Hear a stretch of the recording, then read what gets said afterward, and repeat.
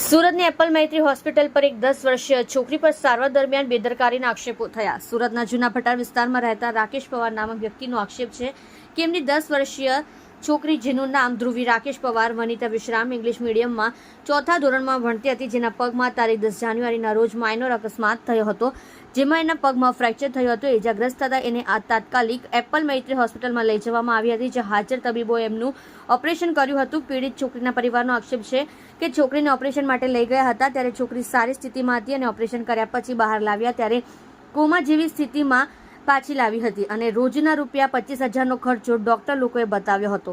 એના કારણે પરિવારજનોએ તારીખ 27 જાન્યુઆરીના રોજ એપલ હોસ્પિટલમાંથી સિવિલ હોસ્પિટલમાં બાળકીને દાખલ કરવામાં આવી હતી, જ્યાં એની પરિસ્થિતિ ગંભીર જેવી હતી, જેમાં આજે તારીખ 29 જાન્યુઆરીના રોજ છોકરીનું નિધન થઈ ગયું હતું, જેમાં પરિવારજનોનો આક્ષેપ છે કે એપલ હોસ્પિટલના ડોક્ટરોની બેદરકારીના લીધે અમારી બાળકીનું મોત થયું છે। પરિવારજનોએ ડોક્ટર વિરુદ્ધ ખટોદરા પોલીસ સ્ટેશનમાં ફરિયાદ નોંધાવવામાં આવી છે, જેને લઈ ખટોદરા પોલીસ તંત્ર દ્વારા સમગ્ર કેસ હાથે લઈ આગળની વધુ તપાસ હાથ ધરી છે। આપ જોઈ રહ્યા છો ગુજરાતની સૌથી પહેલા ખબર આપતી Surat express news channel, director Rajesh Manglani સાથે। જી, આપનું નામ ને કઈ જગ્યાએ રહેવાનું? મારું નામ રાકેશ પવાર, મારું જૂના ભટા રહેવાનું છે।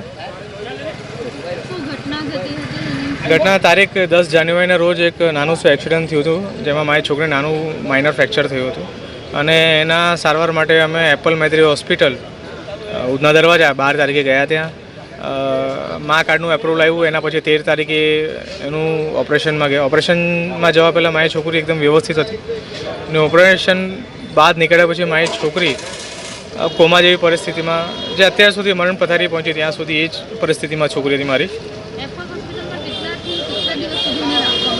અમે તારીખ 12 તારીખથી અમે એડમિટ થયેલા, 13 તારીખે ઓપરેશન થયું, ત્યાંથી 27 તારીખ સુધી અમે ત્યાં જ હતા અને પછી એનો પર ડેનો ખર્ચો 25,000 જેવો એમને ડૉક્ટર લોકોએ જણાવેલો હતો, એટલે ત્યાંથી અમે પછી એમને શિફ્ટ કરેલા હતા સિવિલ હોસ્પિટલમાં અને આજે એમનું મૃત્યુ થયું છે।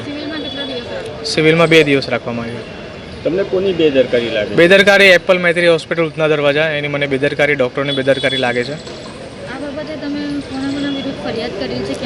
આના વિરુદ્ધ મેં પગનું ઓપરેશન કરનાર ડૉક્ટર નિહાર મયાણી, એનેસ્થેસિયન ડૉક્ટર નીતિ દવે અને સંચાલક પ્રણવ ઠાકોર, એમના વિશે મેં કમ્પ્લેન ખટોદરા પોલીસ ચોકીમાં કરી છે અને મારી ખોટી સાઈનો કરેલ છે એના માટે મેં સલાબતપુરા પોલીસ ચોકીમાં FIR કરી છે।